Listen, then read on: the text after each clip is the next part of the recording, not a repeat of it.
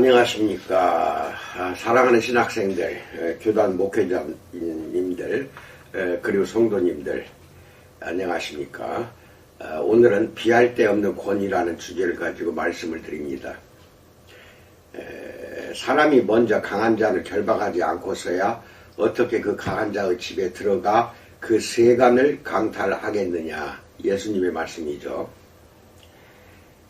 미국인에게 퇴마사라는 단어를 말하면 대부분 1973년 공포 영화에 나오는 충격적인 이미지를 떠올리기가 쉽다. 그러나 미국 그리스도인에게 그 단어를 말하면 뭔가 아는 듯한 표정을 짓거나 이야기를 할 가능성이 훨씬 더 큽니다. 탄자니아 출신의 젊은 여성 에스더는 몇 년 동안 신학교에 다니고 싶었으나 그럴 수가 없었습니다.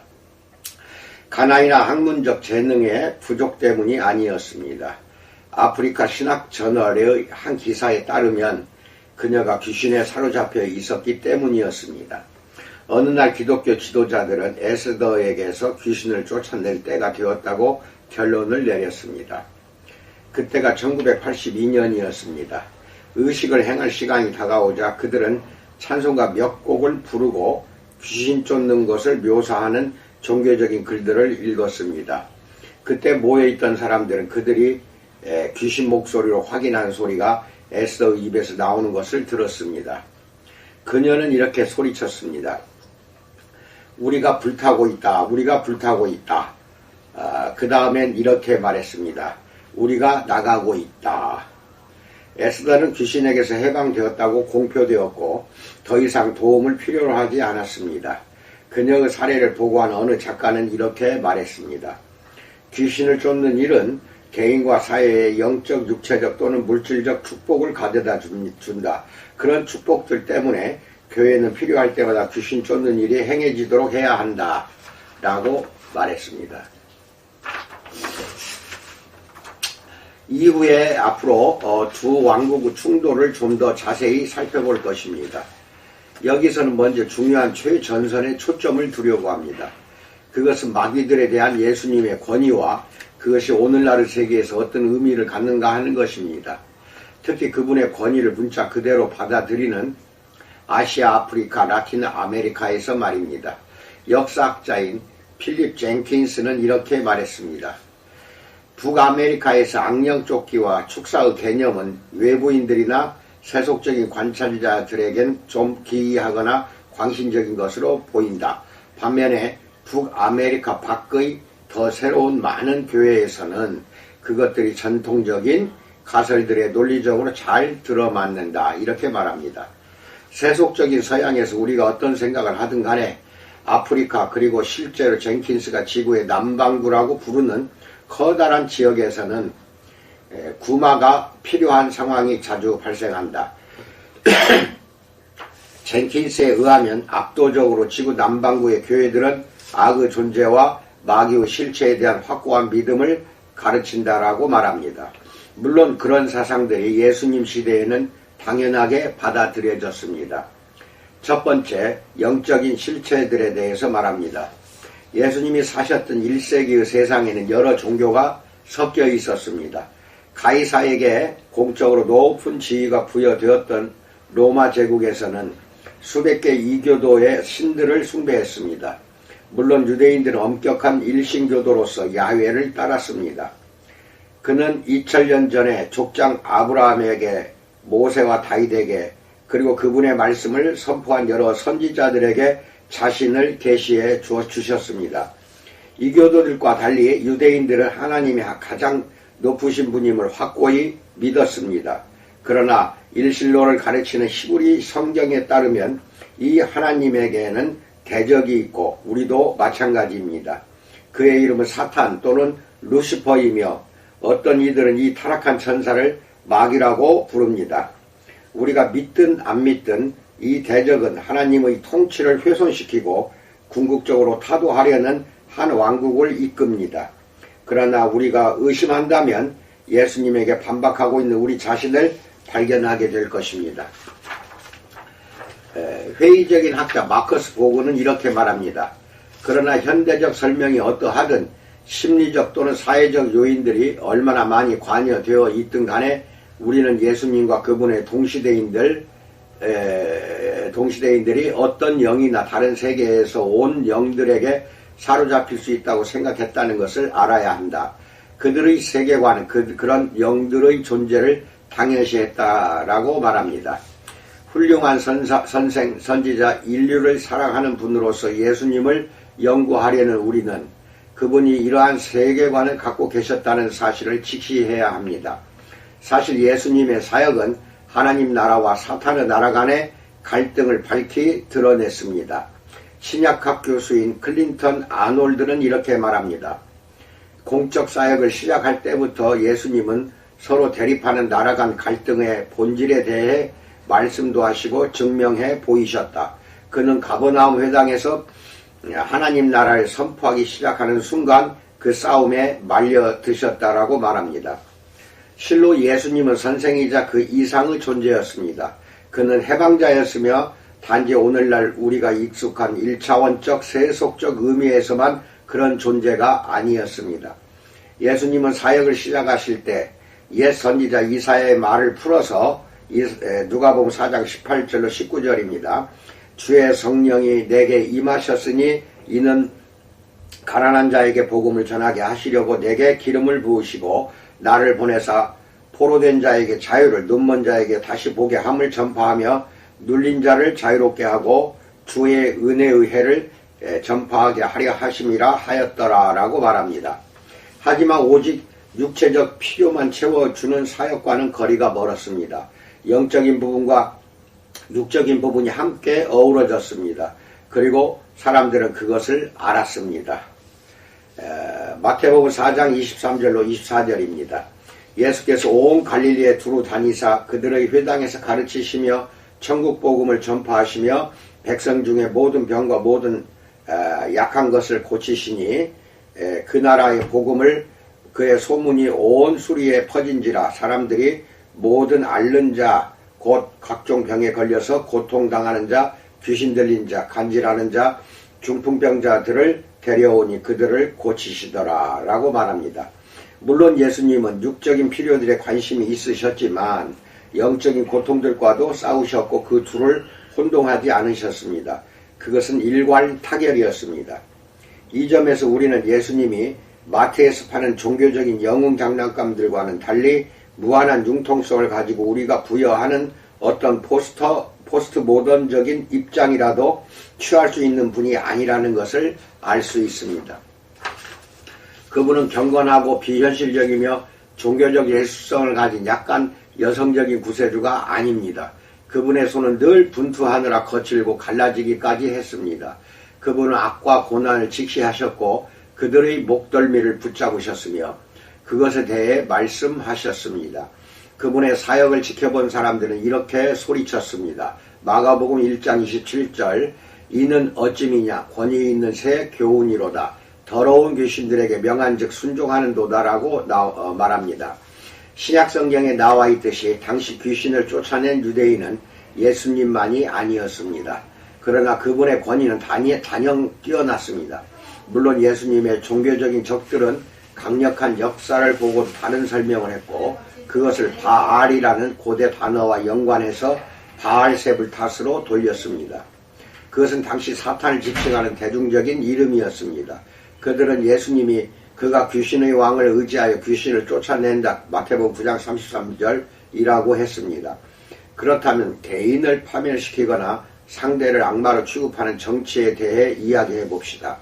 두 번째, 분쟁하는 집의 결말에 대해서 말합니다. 예수님은 그것을 용인하지 않으셨고 그와 같은 완고한 불신에 맞서 몇 가지 질문을 던지셨습니다. 마태복음과 누가복음은 그분의 반응은 약간 다르지만 상호 보완적인 두 각도에서 보여줍니다. 먼저 마태의 기록을 봅니다. 마태복음 12장 22절로 30절입니다. 그때 귀신 들려 눈 멀고 말 못하는 사람을 데리고 왔거늘 예수께서 고쳐주시매 그 말 못하는 사람이 말하며 보게 된지라. 우리가 다 놀라 이르되 이는 다윗의 자손이 아니냐 하니 바리새인들은 듣고 이르되 이가 귀신의 왕 바알세불을 힘입지 않고는 귀신을 쫓아내지 못하느니라 하거늘 예수께서 그들이 생각을 하시고 이르시되 스스로 분쟁하는 나라마다 황폐하여질 것이요 스스로 분쟁하는 동네나 집마다 서지 못하리라. 만일 사탄이 사탄을 쫓아내면 스스로 분쟁하는 것이니 그리하고야 어떻게 그의 나라가 서겠느냐. 또 내가 바알세불을 힘입어 귀신을 쫓아내면 너희의 아들들은 누구를 힘입어 쫓아내느냐. 그러므로 그들이 너희의 재판관이 되리라. 그러나 내가 하나님의 성령을 힘입어 귀신을 쫓아내는 것이면 하나님의 나라가 이미 너희에게 임하였느니라. 사람이 먼저 강한 자를 결박하지 않고서야 어떻게 그 강한 자의 집에 들어가 그 세간을 강탈하겠느냐. 결박한 후에야 그 집을 강탈하리라. 나와 함께 아니하는 자는 나를 반대하는 자요 나와 함께 모으지 아니하는 자는 해치는 자니라. 언뜻 보기에는 예수님이 바알세불과 함께 일하고 있다는 바리새인들의 비난에 외적인 타당성이 있어 보입니다. 아무 의심 없고 무지한 군중들의 관심을 끄는 데 있어서 거짓 기적을 행하는 것보다 더 좋은 방법이 있겠습니까? 유대인들은 늘 메시지의 타당성을 입증해줄 표적들을 찾고 있었으니 그들에게 표적을 보여주지 않을 이유가 있었겠습니까? 그리고 그들이 걸려들면 거짓말로 그들을 속일 수 있습니다. 어쩌면 기존 종교 지도자들이 제시한 참된 길에서 사람들이 돌아서게 만들기 위해 예수님이 마귀들과 힘을 합쳐 일하고 있었던 것일까? 물론 그런 분석은 사탄과 예수님을 둘 다 잘못 판단한 것입니다. 예수님이 사탄의 왕국을 물리치기 위해 하신 일들, 오늘날 우리는 그것을 기적이라 부를 것입니다. 그런 일들은 하나님 나라가 움직이고 있다는 증거였습니다. 오직 증오와 인간에 대한 경멸로 가득한 사탄은 절대 자발적으로 자신의 소유물을 양보하지 않습니다. 모든 독재 국가들이 그렇듯이 사탄의 왕국은 스스로 무언가를 창조하기보다는 오직 다른 사람들을 통제하고 착취함으로써 발전합니다. 척박하지만 공격적인 사탄의 제국은 오직 그들에게 종속된 사람들의 삶을 먹고 살 수 있습니다. 예수님 안에서 하나님은 강제로 그들을 다시 데려오셨습니다. 1858년에 에이브러함 링컨은 이 진리를 이해했고 예수님의 말씀을 빌려서 노예제도와 자유는 공존할 수 없다고 주장했습니다. 스스로 분쟁하는 집은 서지 못한다. 세 번째, 성령의 능력입니다. 예수님은 내가 바알세불을 힘입어 귀신을 쫓아내면 너희의 아들들은 누구를 힘입어 쫓아내느냐 마태복음 12장 27절에서 물어보십니다. 다시 말하면 예수님의 대적들이 그분이 사탄의 힘으로 귀신들을 쫓아낸다고 주장한다면 논리적으로 볼 때 그들의 동료들이 귀신을 쫓아내는 것도 사탄의 힘으로 하는 것이 된다라는 말입니다. 이 대적들은 순전한 악의로 예수님을 비방할 수 있지만 그들의 동료들 이스라엘의 참된 아들들도 하는 일을 비난함으로써 그렇게 할 수는 없는 것입니다. 예수님이 다른 사람들도 마귀의 요새를 무너뜨릴 수 있다고 인정하신 것은 성령의 능력이 예수님만 사용할 수 있는 것이 아님을 보여줍니다. 예수님은 그분이 하셨던 일들을 제자들도 똑같이 할 것을 요구하셨습니다. 여기에는 어둠의 세력들과 맞서는 것도 포함됩니다. 한 번은 예수님이 그분의 측근인 사도들만이 아니라 72명의 추종자들에게도 사역을 맡기시는 것이 누가복음 10장 1절에 나옵니다.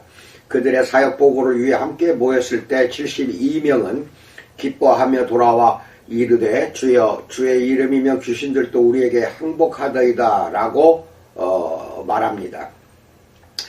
누가복음 10장 17절입니다. 이때 예수님은 거의 놀라지 않고 말씀하셨습니다. 예수께서 이르시되 사탄이 하늘로부터 번개같이 떨어지는 것을 내가 보았노라. 내가 너희에게 뱀과 정갈을 밟으며 원수의 모든 능력을 제어할 권능을 주었으니 너희를 해칠 자가 결코 없으리라고 누가복음 10장 18절로 19절에서 말씀합니다. 예수님의 이름으로 활성화되는 성령의 능력은 마귀와 그의 부하들이 도저히 감당할 수 없는 것이었습니다. 그것은 지금도 똑같습니다. 네 번째, 능력 대결입니다.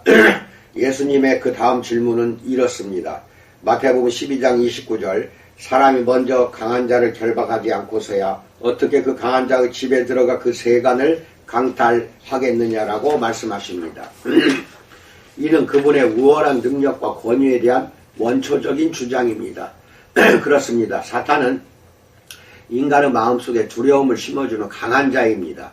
그러나 예수님이 훨씬 더 강하시며 마귀를 결박하고 그의 집을 마음대로 강탈하실 수 있습니다.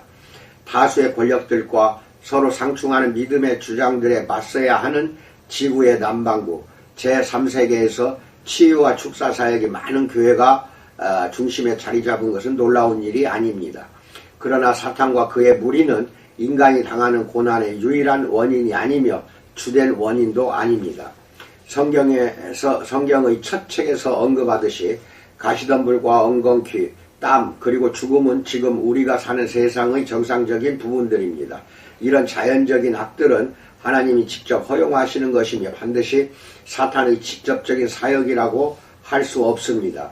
따라서 모든 고통과 문제의 원인을 악한 세력들에게 돌리는 것은 말이 되지 않습니다. 물론 성경에서 그것들이 어떤 고난의 원인이 될 수 있다는 것은 말이 되지 않습니다. 물론 성경에서 그것들이 어떤 고난의 원인이 될 수 있다는 것을 인정했지만 말입니다. 이를테면 18년 동안 귀신 들려 몸을 펴지 못했던 신실한 유대인 여자의 경우가 그랬습니다. 누가복음 13장 10절로 17절을 보세요. 그러나 모든 덤불 뒤에서 유명한 마귀를 찾는 것은 건전하지 않습니다. 때로는 어떤 재앙, 예수님 당시에는 실로암 망대가 무너져 18명이 사망하는 사건이 있었고 예배드리던 갈릴리인들이 로마인들에게 살해당하는 일 등등이 있었습니다. 그래서 어떤 재앙으로부터 우리가 알 수 있는 것이 궁극적인 원인이 아니라 우리의 반응일 뿐인 경우도 있습니다. 예수님은 무리에게 이렇게 물으셨습니다. 누가복음 12장 2절로 5절입니다. 감추인 것이 드러나지 않을 것이 없고 숨긴 것이 알려지지 않을 것이 없나니 이러므로 너희가 어두운 데서 말한 모든 것이 광명의 한 데서 들리고 너희가 골방에서 귀에 대고 말한 것이 지붕 위에서 전파되리라. 내가 내 친구 너희에게 말하노니 몸을 죽이고 그 후에 능히 더 못하는 자들을 두려워하지 말라. 마땅히 두려워할 자를 내가 너희에게 보이리니 곧 죽인 후에 또한 지옥에 던져 넣는 권세 있는 그를 두려워하라. 내가 참으로 너희에게 이르노니 그를 두려워하라. 고난은 우리로 하여금 신중하게 처신하게 합니다. 그리고 완전히 무임승차할 수 있는 사람은 아무도 없습니다. 나는 개인적으로 고통스러운 경험을 통해 이것을 알게 되었다는 거, 엄청난 고난과 고통의 삶을 살고 있었습니다. 다섯 번째, 고난 가운데에서의 권위에 대해서 말합니다. 미국 어느 목사의 이야기입니다. 1961년 8월 두 달 빠른 나의 출생은 순탄하지 않았다. 1.7kg 밖에 안 되는 나는 역경을 이기고 살아남았다. 하지만 남은 생애 동안 뇌성마비라는 짐을 안고 살게 되었다. 오랜 세월 동안 나는 종종 왜냐고 물었고 억울한 마음을 떨쳐내기가 힘들었다. 나는 대부분 열등감과 소외감을 느끼고 거절당하는 것이 두려웠다. 때로는 거절을 당하기도 했다. 나는 왜에 대한 답을 듣지 못했고 대체로 나를 감정적으로 매우 혼란스럽게 했다.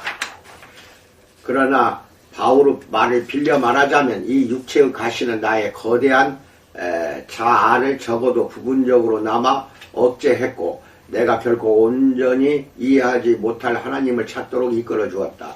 또한 나는 장애를 가진 사람들이 사회의 날카로운 부분들을 부드럽게 하고 우리에게 인내와 겸손을 가르쳐주며 위를 바라보게 하고 우리를 늘 따라다니는 자기도취로부터 일시적으로나마 멀어지게 해준다고 생각하고 싶다.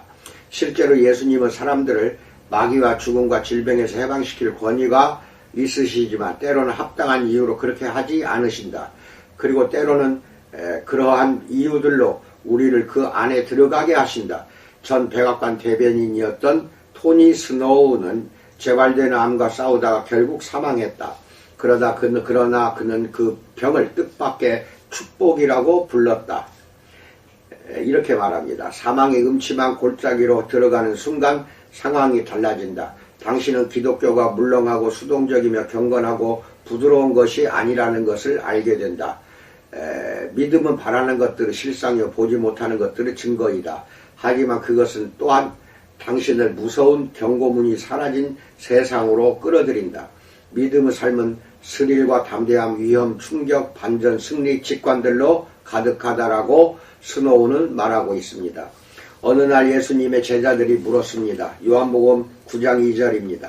제자들이 물어 이르되 랍비여, 이 사람이 맹인으로 난 것이 누구의 죄로 인함이니까? 자기니까 그의 부모니까? 예수님은 그 사람이 맹인인 것은 그에게서 하나님이 하시는 일을 나타낼 거룩한 기회를 주는 것이라고 말씀하셨습니다. 그렇게 힘들게 얻은 복들은 이 세상이 새롭게 회복될 때까지 우리 모두를 위해 지속될 것입니다. 요한계시록 21장 4절입니다. 모든 눈물을 그 눈에서 닦아주시니 다시는 사망이 없고 애통하는 것이나 곡하는 것이나 아픈 것이 다시 있지 아니하리니 처음 것들이 다 지나갔음이러라. 갈릴리에서 온 치유자를 따르는 사람들이나 그들을 반대하는 사람들이나 치유와 축사를 뜻밖의 일로 여겨서는 안 되는 것이었습니다. 여섯 번째, 지구 남반구의 현실을 말합니다.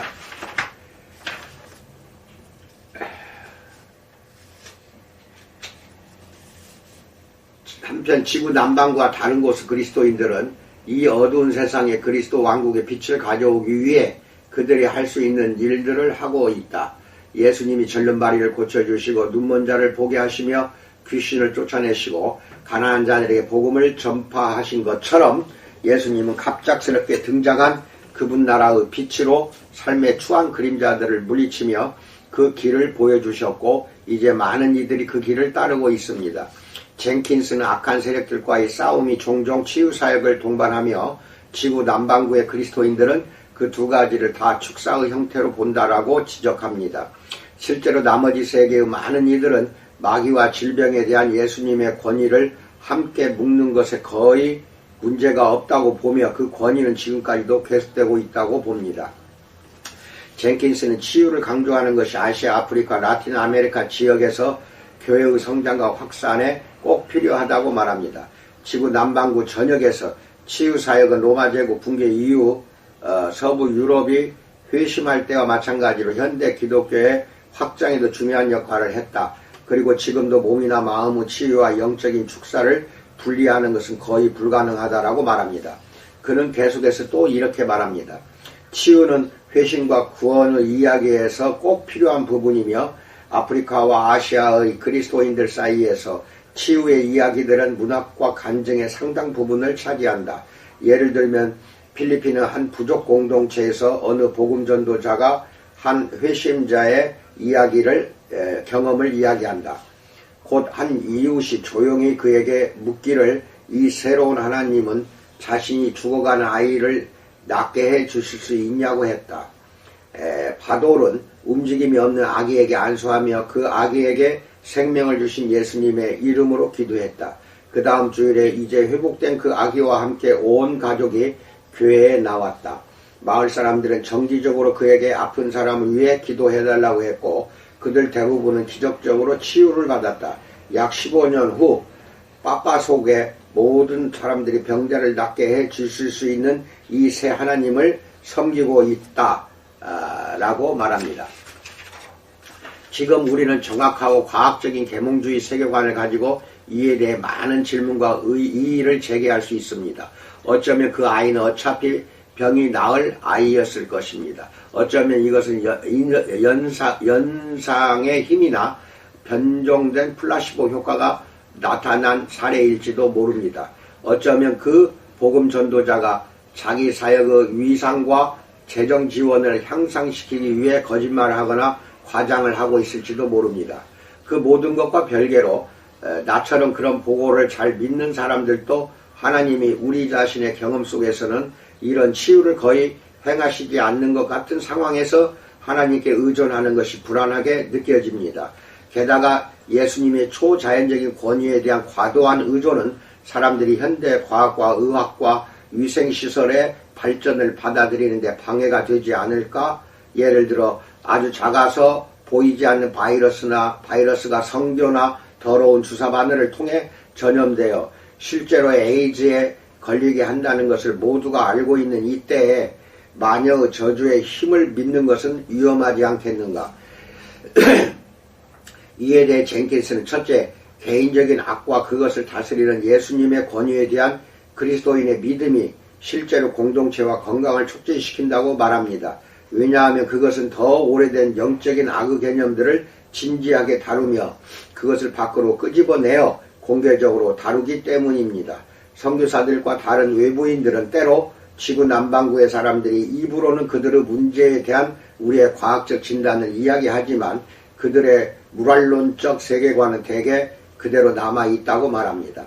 그들은 우리가 그들을 존중한다고 믿지 않으면 우리에게 마음을 열지 않거나 우리의 치료법을 받아들이지 않을 것입니다. 보그는 많은 문화들이 귀신 들림과 귀신 쫓는 것을 믿고 있다고 말합니다. 이 사실을 부인한다고 해서 그것이 사라지지는 않을 것입니다. 젠킨스에 의하면 예수님이 전통적인 치료자들보다 뛰어나심으로 교회들은 이교도나 원시 종교들과 계속 싸우기 위한 무기를 더 가지게 되었습니다. 일부 그리스도인들은 위기의 순간에 그것을 의지한다라고 말합니다.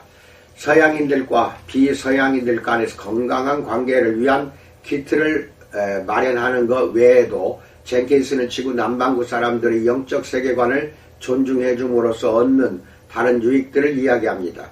그것은 자신들의 서비스에 과도한 비용을 청구하는 이교도 영적 전문가들의 신임을 떨어뜨리는 것, 마술의 거짓 주장들을 약화시키는 것, 인도의 불가촉 천민 같은 사람들을 역사와 혈통, 축적된 죄들의 무게에서 해방시키는 것, 저주와 금기들로부터 벗어나는 것, 개인의 책임에 대한 성경의 원리를 받아들이는 것이다.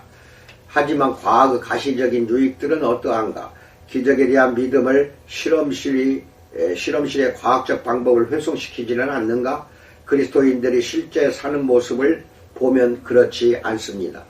젠킨스는 지구 남반구에서 예수님을 따르는 사람들이 대부분 사기성 주장과 위조된 기적들을 진압하려고 애쓰고 있으며 기적의 치유자라고 주장하는 자들을 의심의 눈으로 바라봅니다. 마찬가지로 대부분의 교회들은 그들이 서양식 약을 찾는 것을 막지 않습니다. 그 약을 구할 수 있고 살 돈이 있을 경우에는 말입니다.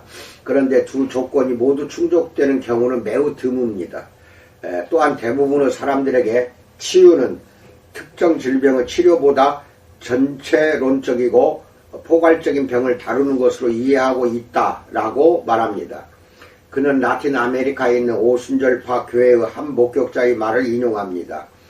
이 선택, 즉 치유는 실제로 하나님에 의해 구체화된다. 그는 병든 자를 만져주시고 치유해 주시며 구원해 주시고 따라서 그들이 육체적 건강을 회복하고 그들의 사회에서 다시 통합되게 해주며 영적인 삶과 가정생활을 향상시킬 기회를 주신다.